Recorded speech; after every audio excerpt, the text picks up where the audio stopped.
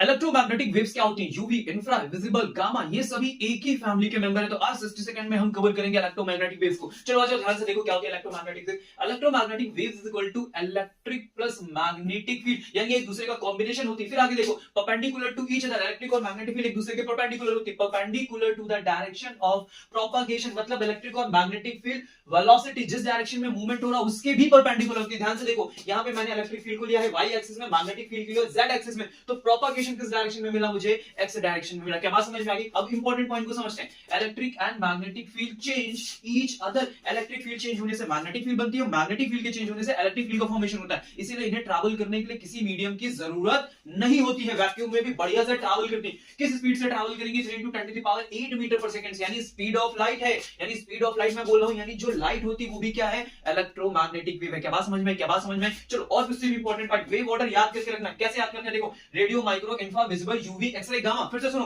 Radio, micro, infra, visible, UV, X ray, gamma. क्या बात समझ गए? अब उससे भी इंपॉर्टेंट पॉइंट देखो, अगर फ्रीक्वेंसी ज्यादा है इसका मतलब एनर्जी ज्यादा होगी, और जिसकी एनर्जी ज्यादा होगी उसकी वेवलेंथ अपने आप कम हो जाएगी। फिर से समझो, एनर्जी ज्यादा करने के लिए फ्रीक्वेंसी ज्यादा चाहिए, तो वेवलेंथ अपने आप क्या हो जाती है? कम हो जाती है। देखो, जिस लाइट में तुम मुझे देख पा रहे हो, जिसमें तुमने कलर देख, तो ये क्या है? विजिबल है। इसकी रेंज क्या होती है? 400 नैनोमीटर से 700 नैनोमीटर। इसलिए तुमको सबके लिए ये याद करके रखना पड़ेगा। जरा मुझे कमेंट करके बताओ कि विजिबल लाइट स्पेक्ट्रम का सबसे एनर्जेटिक कलर कौन सा है।